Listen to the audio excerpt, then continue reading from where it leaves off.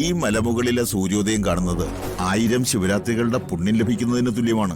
ഒരുപാട് കേട്ടു ഈ ക്ഷേത്രത്തെക്കുറിച്ചും 5 വർഷത്തിലൊരിക്കൽ നടക്കുന്ന ഇവിടുത്തെ പൂജയെക്കുറിച്ചും. ആർക്കും കിട്ടാത്ത സൗഭാഗ്യമാണ് നിങ്ങൾക്ക് കിട്ടിയിരിക്കുന്നത്. ഇത്രയും കാലങ്ങൾക്കിടയിൽ ഒരു പെൺകുട്ടിക്കും ഈ പൂജ ചെയ്യാനുള്ള ഭാഗ്യം കിട്ടിയിട്ടില്ല. കുട്ടിക്കാണ് അതിനുള്ള ഭാഗ്യം കിട്ടിയിരിക്കുന്നത്.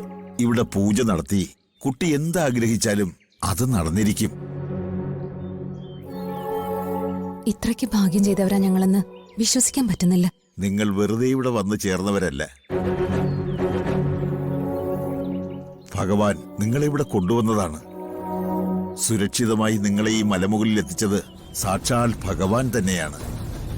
ശരിയാണ്, പലതരത്തിലുള്ള തടസ്സങ്ങൾ ഉണ്ടായിട്ടുണ്ട്. ഒരുപാട് അപകടസന്ധികളിൽ അർച്ചന ചെന്ന് പെടുകയും ചെയ്തു. അവിടെയെല്ലാം രക്ഷിക്കാൻ ഓരോ ആളുകളും വന്നു. അതെല്ലാം ഭഗവാന്റെ നിയോഗമാണെന്ന് ഞങ്ങളിപ്പോ തിരിച്ചറിയുന്നു.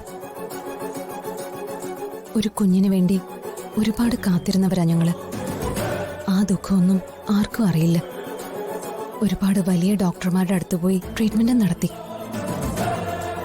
ജ്യോത്സ്യന്മാര് ഓരോ വഴിപാടുകളും നേർച്ചകളും പറഞ്ഞ് ഓരോ ക്ഷേത്രത്തിലേക്ക് ഞങ്ങളെ അയക്കും. ഞങ്ങൾ അതെല്ലാം പോയി ചെയ്യും. അപ്പോഴും ഒരു പ്രതീക്ഷയാണ് എല്ലാം ശരിയാവുമെന്ന്. ഒരു കുഞ്ഞിനെ ഞങ്ങൾക്ക് കിട്ടുമെന്നുള്ള പ്രതീക്ഷ. ഇപ്പൊ ഞങ്ങൾക്ക് ശരിക്കും പ്രതീക്ഷയുണ്ട്. അനുഭവിച്ച കഷ്ടപ്പാടുകൾക്കും സഹിച്ച അപമാനങ്ങൾക്കും ഒക്കെ ഒരു ഫലം കിട്ടുന്നുള്ള പ്രതീക്ഷ. നിങ്ങളുടെ എല്ലാ ദുഃഖങ്ങളുടെയും പരിഹാരം ദാ ഇവിടെയുണ്ട്. ഒരുപാട് ഇഷ്ടമുള്ളവരെ ഭഗവാൻ കുറേയേറെ പരീക്ഷിക്കും. അത്തരം പരീക്ഷണങ്ങളായിരുന്നു അനുഭവിച്ചതെല്ലാം എന്ന് വിചാരിച്ചാൽ മതി. ഇപ്പോ അതിന്റെ കാലം കഴിഞ്ഞിരിക്കുന്നു. ഭക്തിയും മന്ത്രവും മാത്രം പോരാ, ഇതിനൊക്കെ നല്ല ചികിത്സയും വേണം. ആധുനിക വൈദ്യശാസ്ത്രം ഇന്ന് ഒത്തിരി അഡ്വാൻസ്ഡ് അല്ലേ? ഡോക്ടർമാര് പോലും ഒരു പ്രാർത്ഥനയോടെ മരുന്ന് തരുന്നത്. അന്ധവിശ്വാസങ്ങളല്ല അതൊന്നും. ഒരു രോഗിക്ക് ഡോക്ടർ മരുന്ന് കൊടുക്കുമ്പോ അത് ഫലിക്കണമേ എന്ന പ്രാർത്ഥനയാണ് ഓരോ ഡോക്ടർമാരുടെ മനസ്സിലുമുള്ളത്.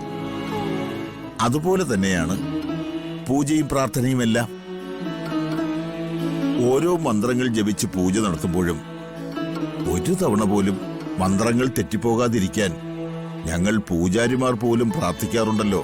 ദൈവത്തിലുള്ള വിശ്വാസം അന്ധമാകാം, പക്ഷേ അന്ധവിശ്വാസങ്ങളിൽ പെട്ടുപോകരുത്. അത്രയേ ഉള്ളൂ.